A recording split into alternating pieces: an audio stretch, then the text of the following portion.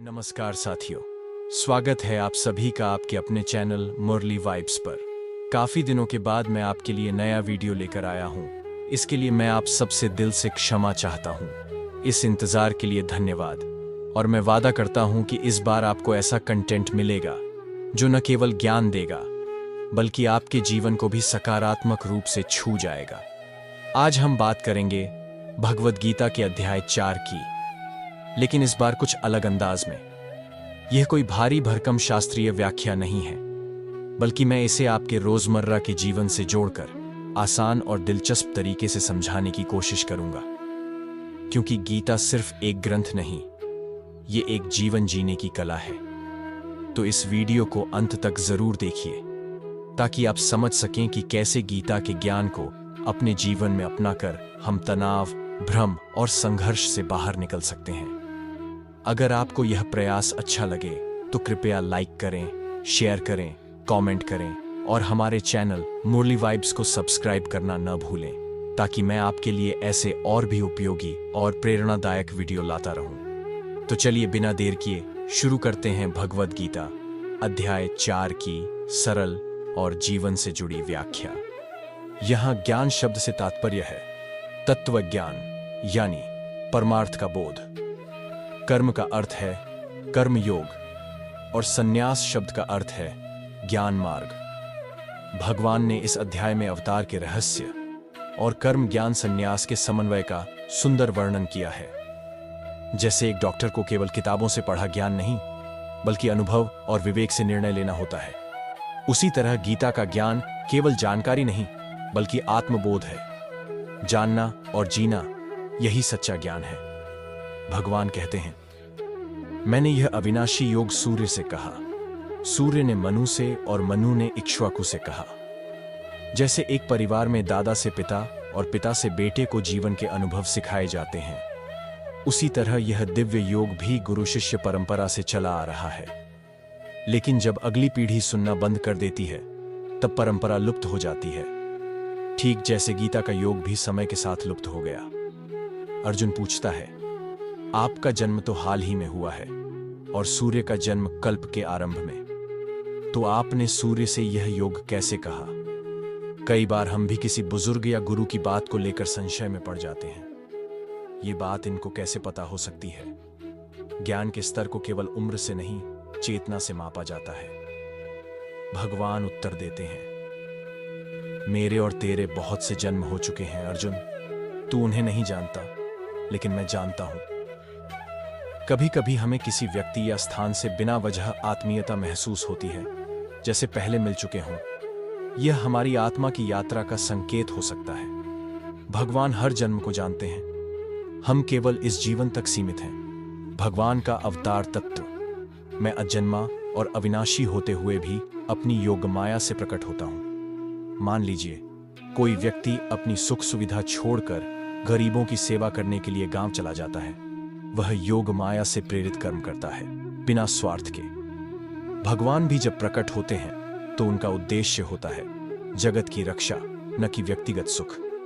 भगवान का उद्देश्य, जब जब धर्म की हानि होती है और अधर्म की वृद्धि होती है, तब तब मैं अवतार लेता हूं। जीवन से उदाहरण, जब समाज में अत्याचार बढ़ता है, जैसे महाभारत में दुर्योधन का अधर्म, तब कोई ना कोई कृष्ण अवश्य आता है। चाहे वह गांधी हो, बुद्ध हो या आपके भीतर की ही आवाज हो, धर्म की रक्षा के लिए जागना ही कृष्ण का अवतरण है। इस अध्याय का सार यही है, कर्म करते हुए ज्ञान और त्याग को साथ लेकर चलना, यही सच्चा योग है। जैसे एक मां घर का काम करती है, बच्चों की परवरिश करती है, लेकिन फल की अपेक्षा नहीं करती, वह स्वयं कर्म योगी होती है, बिना जाने ही। भगवान का अवतार क्यों होता है? साधु पुरुषों के उद्धार, पापियों के विनाश और धर्म की स्थापना हेतु मैं युग युग में अवतरित होता हूं। जैसे जब समाज में अन्याय बढ़ता है तो एक न्यायप्रिय नेता, समाज सेवी या साधु आगे आकर लोगों की रक्षा करता है, उसी तरह भगवान स्वयं अधर्म के नाश के लिए अवतार लेते हैं। राम, कृष्ण, बुद्ध, सभी अवतार एक उद्देश्य के साथ आते हैं। यदा यदा हि धर्मस्य ग्लानिर्भवति भगवान के कर्म और जन्म दिव्य क्यों हैं? जो मेरे दिव्य जन्म और कर्म को तत्व से जान लेता है वह पुनर्जन्म से मुक्त होकर मुझे प्राप्त होता है। मान लीजिए कोई डॉक्टर सैकड़ों मरीजों की सेवा करता है लेकिन नाम या पैसे की अपेक्षा नहीं करता। ऐसे कर्म दिव्य होते हैं। भगवान के कर्म भी लोकहित के लिए होते हैं, व्यक्तिगत लाभ के लिए नहीं। जो भक्त मुझसे प्रेम करते हैं वे मुझे कैसे प्राप्त होते हैं? पूर्व में भी जो मेरे प्रति भय, राग और क्रोध से रहित होकर प्रेम से स्थित रहे वे मुझे ही प्राप्त हुए। जैसे मां अपने बच्चे से बिना किसी शर्त के प्रेम करती है, ऐसा ही शुद्ध प्रेम जब भगवान के प्रति होता है तो साधक उस प्रेम में भगवान को पा लेता है। भगवान सबको कैसे प्राप्त होते हैं? जो भक्त मुझे जैसे भजते हैं मैं उन्हें उसी भाव में प्राप्त होता हूं। सभी मनुष्य मेरे ही मार्ग का अनुसरण करते हैं। अगर कोई विद्यार्थी एक शिक्षक से प्रेम से सीखे तो वह शिक्षक भी उसी भाव से ज्ञान देता है।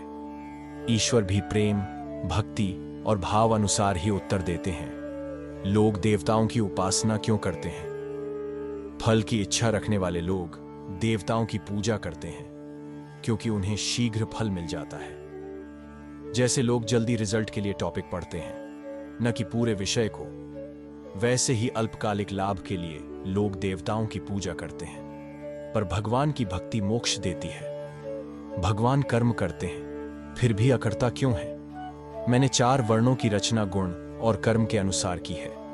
यद्यपि मैं इसका करता हूं फिर भी अकर्ता हूं। जैसे कोई राजा राज्य की व्यवस्था बनाता है लेकिन स्वयं उससे प्रभावित नहीं होता, भगवान भी सृष्टि चलाते हैं लेकिन बंधते नहीं। निष्काम कर्म क्या है? मेरे कर्मों में कोई स्पृहा नहीं, इसलिए वे मुझे नहीं बांधते। जो यह तत्व जान लेता है वह भी कर्म से नहीं बंधता। जैसे कोई शिक्षक छात्रों को बिना अपेक्षा पढ़ाता है वह कर्म करते हुए भी बंधता नहीं, उसी तरह भगवान भी निष्काम है। पूर्व काल के ज्ञानी कैसे कर्म करते थे? पूर्व काल में मुमुक्षु, मोक्ष चाहने वाले भी इसी प्रकार जानकर कर्म करते थे। इसलिए तू भी वैसा ही कर।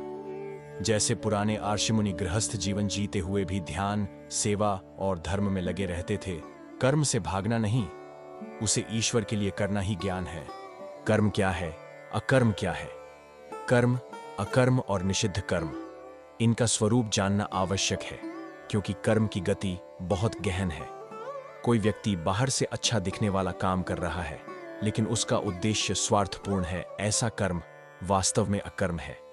और जो बिना फल की कामना से सेवा करे वह सच्चा कर्म है। जो कर्म में अकर्म देखे वही ज्ञानी है। जो कर्म में अकर्म और अकर्म में कर्म देखता है वही सच्चा योगी और ज्ञानी है। एक कलाकार पूरी तल्लीनता से चित्र बना रहा है लेकिन वह उसमें मैं नहीं जोड़ता। ऐसा व्यक्ति कर्म करते हुए भी अकर्म में स्थित होता है।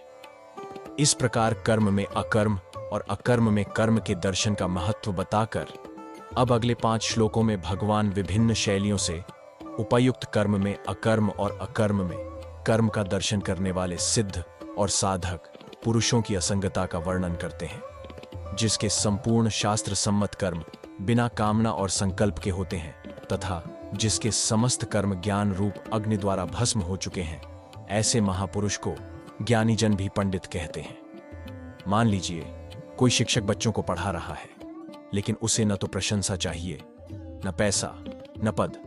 वह सिर्फ समाज के हित के लिए पढ़ा रहा है, निस्वार्थ भाव से। ऐसे व्यक्ति का कर्म ज्ञान रूप अग्नि में भस्म हो गया माना जा सकता है क्योंकि वह कर्म में होते हुए भी उससे जुड़ा नहीं है। जो पुरुष समस्त कर्मों और उनके फल में पूर्णतः आसक्ति का त्याग कर चुका है, जो संसार के आश्रय से रहित है और परमात्मा में नित्य तृप्त है, वह कर्मों में पूर्णतः लीन होते हुए भी वास्तव में कुछ भी नहीं करता। एक गृहस्थ व्यक्ति जो रोज नौकरी करता है, परिवार चलाता है, लेकिन वह किसी उपलब्धि या फल की आशा से नहीं, केवल कर्तव्य भाव से करता है। वह दूसरों से तुलना नहीं करता, न ही फल की चिंता करता है। ऐसा व्यक्ति कर्म करता हुआ भी भीतर से शांत और मुक्त होता है। उपर्युक्त श्लोकों में यह कहा गया है कि यदि कोई व्यक्ति ममता, आसक्ति, फलेच्छा और अहंकार के बिना केवल लोक संग्रह के लिए कर्म करता है तो वह कर्म करता हुआ भी वास्तव में कुछ नहीं करता क्योंकि वह कर्म से बंधता नहीं। अब एक शंका उठती है, यदि कोई साधक यज्ञ, दान आदि नहीं करता, केवल शरीर निर्वाह के लिए कार्य करता है, तो क्या वह पाप का भागी होगा? जिसका अंतःकरण तथा इंद्रियों सहित शरीर संयमित है, जिसने समस्त भोग सामग्रियों का परित्याग कर दिया है, ऐसा आशा रहित पुरुष केवल शरीर संबंधी कर्म करता हुआ भी पाप को प्राप्त नहीं होता। एक साधु जंगल में रहता है, केवल उतना ही खाता है जितना शरीर के लिए आवश्यक है। वह यज्ञ नहीं करता, दान नहीं देता, लेकिन उसकी इंद्रियां संयमित हैं और वह किसी लालच या भोग की आशा नहीं करता। ऐसा साधक पाप का भागी नहीं होता। जो ईर्ष्या से पूर्णतः रहित है, जो हर्ष और शोक जैसे द्वंद्वों से अतीत हो गया है, ऐसा सिद्धि और असिद्धि में संभाव रखने वाला कर्मयोगी कर्म करता हुआ भी उनसे नहीं बंधता। एक व्यापारी जो अपने व्यापार में पूरी निष्ठा से काम करता है, पर जब घाटा होता है तो भी शांत रहता है, और जब लाभ होता है तो भी अहंकार नहीं करता।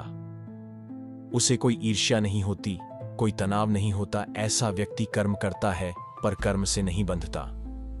जिसकी आसक्ति पूर्णतः नष्ट हो चुकी है, जो देहाभिमान और ममता से रहित है, तथा जिसका चित्त निरंतर परमात्मा के ज्ञान में स्थित रहता है, ऐसा पुरुष केवल यज्ञ संपादन के लिए कर्म करता है और उसके समस्त कर्म भली भांति विलीन हो जाते हैं। एक वृद्ध सेवा भाव से हर दिन मंदिर में साफ सफाई करता है। उसे कोई दिखावा नहीं चाहिए, न किसी का धन्यवाद। वह केवल भगवान को समर्पित भाव से यह कर्म करता है। उसका यह सेवा कर्म यज्ञ बन जाता है और ऐसे कर्म विलीन हो जाते हैं। पूर्व श्लोक में यह बात कही गई कि यज्ञ के लिए कर्म करने वाले पुरुष के समस्त कर्म विलीन हो जाते हैं। यहां केवल अग्नि में हवि का हवन करना ही यज्ञ नहीं है, बल्कि वर्ण, आश्रम, स्वभाव और परिस्थिति के अनुसार जिसका जो कर्तव्य है, वही उसके लिए यज्ञ है। और उसे निस्वार्थ बुद्धि से केवल लोक संग्रह, समाज की भलाई के लिए करना, यही यज्ञ के लिए कर्म करना है।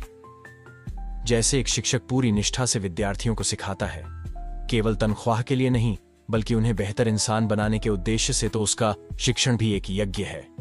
ब्रह्म कर्म रूप यज्ञ, जिस यज्ञ में अर्पण, हवि, अग्नि, कर्ता सब ब्रह्म हैं। जब एक मां अपने बच्चे को खाना बनाकर प्रेम से खिलाती है और यह मानती है कि यह सेवा ईश्वर को अर्पण है, तो उसका हर कार्य, रोटी बनाना, खाना परोसना, प्रेम से देखना, सब ब्रह्म रूप यज्ञ बन जाता है। दैव यज्ञ और आत्म यज्ञ, कुछ योगी देवताओं की पूजा करते हैं और कुछ परमात्मा में आत्मा का अभेद देखकर आत्मयज्ञ करते हैं। कोई भक्त मंदिर जाकर प्रतिदिन पूजा करता है, यह दैव यज्ञ है। वहीं कोई वृद्ध आश्रम में बुजुर्गों की सेवा करता है, यह सोचकर कि हर जीव में ईश्वर है, तो वह आत्मयज्ञ कर रहा है। इंद्रिय संयम यज्ञ, कुछ योगी अपनी इंद्रियों को संयम की अग्नि में हवन करते हैं। एक युवा जो टीवी, मोबाइल, सोशल मीडिया के आकर्षण से बचकर पढ़ाई या साधना में मन लगाता है, वह इंद्रिय संयम यज्ञ कर रहा है। एक व्यक्ति जो गुस्से में होने के बावजूद मौन धारण करता है, वह भी अपनी वाणी की आहुति दे रहा है। विषय हवन यज्ञ, कुछ योगी विषयों को इंद्रियों की अग्नि में हवन करते हैं। जब कोई स्वादिष्ट भोजन सामने देखकर भी उपवास करता है या धन संपत्ति देखकर भी लालच नहीं करता, तो वह विषयों को हवन कर रहा होता है। आत्म संयम योग रूप यज्ञ, कुछ योगी अपनी इंद्रियों और प्राणों की क्रियाओं को आत्म संयम योग की अग्नि में हवन करते हैं। एक साधक जो दिन भर मौन रहकर ध्यान करता है, भोजन, बोलना और चलना सभी सीमित कर देता है, वह आत्म संयम रूप यज्ञ कर रहा है। यह बिल्कुल वैसे है जैसे कोई योगी ब्रह्मचर्य का पालन करते हुए अपने भीतर की ऊर्जा को संभालता है। द्रव्य यज्ञ, तपो यज्ञ, योग यज्ञ, स्वाध्याय यज्ञ, कुछ द्रव्य यज्ञ करते हैं, कुछ तप करते हैं, कुछ योग में लगे हैं और कुछ ज्ञान यज्ञ करते हैं। द्रव्य यज्ञ, कोई गरीबों को कंबल बांटता है, गायों को चारा देता है, यह द्रव्य यज्ञ है। तपो यज्ञ, कोई व्यक्ति ठंड में स्वेच्छा से बिना कंबल साधना करता है, यह तप है। योग यज्ञ, कोई सुबह योगासन, प्राणायाम, ध्यान में लगकर चित्त को शुद्ध करता है, यह योग यज्ञ है। ज्ञान यज्ञ, कोई गीता का अध्ययन कर अपने अनुभव से दूसरों को भी गीता समझाता है, यह स्वाध्याय रूप ज्ञान यज्ञ है। गीता हमें सिखाती है कि यज्ञ केवल अग्नि में आहुति देना नहीं है। हर वो कार्य जो हम निःस्वार्थ, संयम और समर्पण से करते हैं, वही सच्चा यज्ञ है। चाहे आप शिक्षक हों, माँ हों, कर्मचारी हों या साधक, हर कोई अपने जीवन को यज्ञ बना सकता है। बस कर्म में भक्ति और सेवा का भाव जोड़ दीजिए। प्राणायाम यज्ञ का वर्णन। दूसरे कितने ही योगीजन अपान वायु में प्राणवायु को हवन करते हैं और कुछ प्राणवायु में अपान वायु को हवन करते हैं, तथा कुछ प्राणायाम परायण पुरुष प्राणों को प्राणों में हवन करते हैं। जब कोई व्यक्ति नियमित रूप से प्राणायाम, अनुलोम विलोम या कपालभाति करता है, तो वह केवल शारीरिक अभ्यास नहीं कर रहा, वह एक अदृश्य यज्ञ कर रहा है, जहां वह अपने प्राणों को संतुलित करके चेतना को ऊर्ध्वगामी करता है।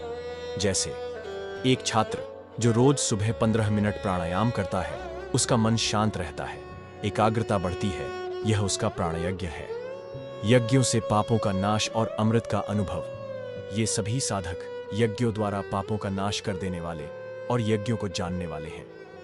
किसी व्यक्ति ने पूर्व में बहुत गलतियां की, लेकिन अब वह सेवा, ध्यान, दान, संयम और तप में लगा हुआ है, समाज की भलाई में लगा हुआ है। यह सब यज्ञ हैं और यही उसे उसके अतीत के कर्मों से उबार लेते हैं। जैसे एक अपराधी जेल से बाहर आकर एनजीओ में सेवा करने लगता है, यह उसका प्रायश्चित यज्ञ है। यज्ञ न करने वाले को यह लोक भी सुखद नहीं। जो यज्ञ नहीं करता, उसके लिए यह मनुष्य लोक भी सुखद नहीं, फिर परलोक कैसे होगा? जो व्यक्ति केवल खुद के लिए जीता है, न घर, न समाज, न राष्ट्र के लिए कोई योगदान देता है, वह धीरे धीरे दुख, अकेलापन और मानसिक तनाव का शिकार होता है।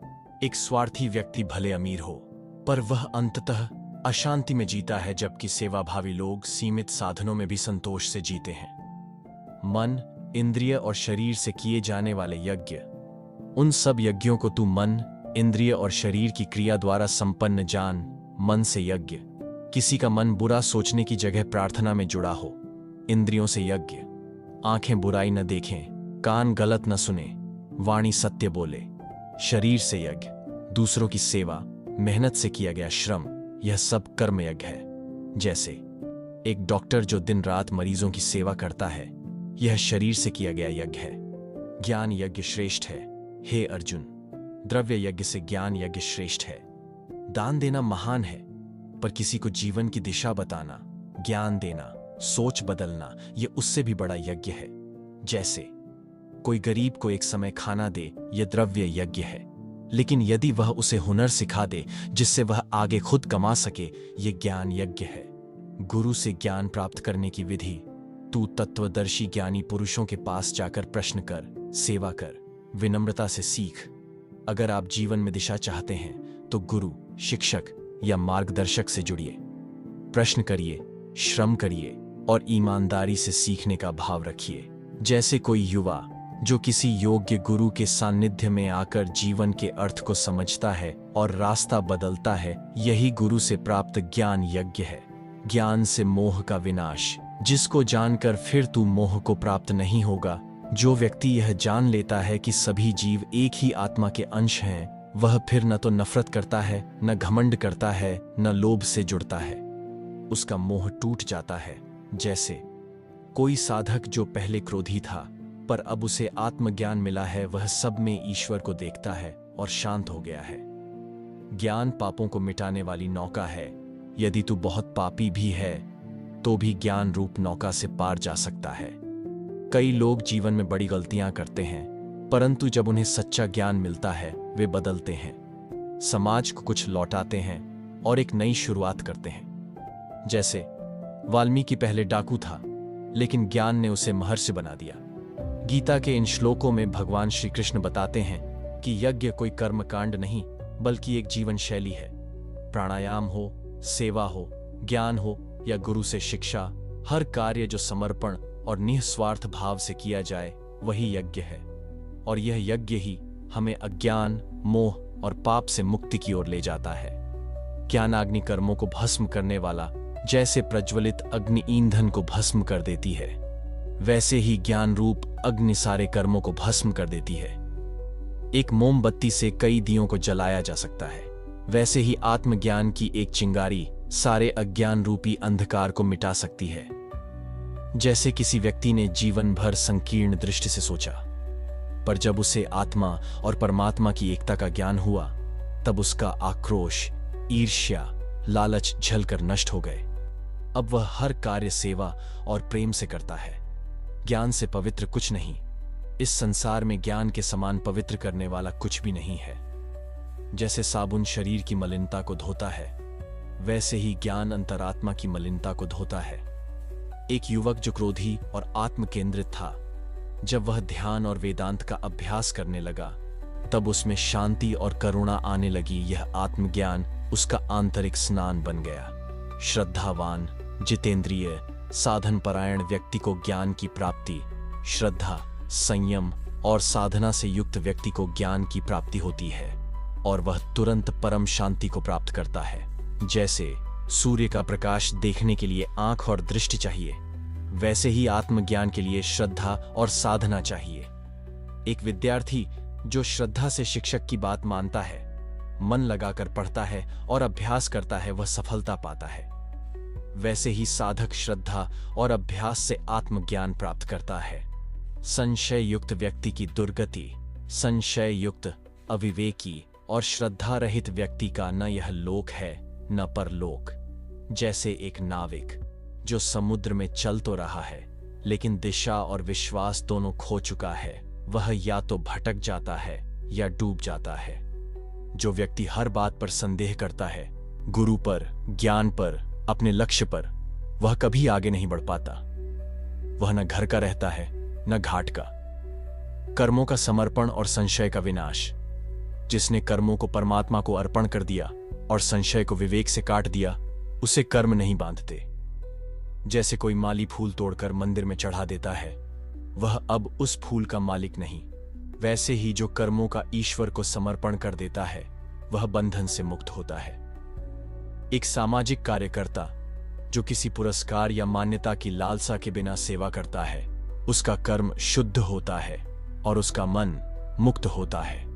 अज्ञान रूपी संशय को ज्ञान तलवार से काटना, ज्ञान रूपी तलवार से अज्ञान रूपी संशय को काटकर समत्व बुद्धि से कर्म योग में स्थित हो जा और युद्ध कर। जैसे बादल सूरज को नहीं मिटा सकते, सूरज ही बादलों को हटाता है, वैसे ही ज्ञान ही अज्ञान और भ्रम को हटा सकता है। अर्जुन की तरह ही जब हम किसी भी निर्णय को लेकर भ्रमित होते हैं, तब सत्य ज्ञान और गुरु की सलाह से हम संशय को दूर कर सकते हैं और जीवन का युद्ध पूरे उत्साह से लड़ सकते हैं।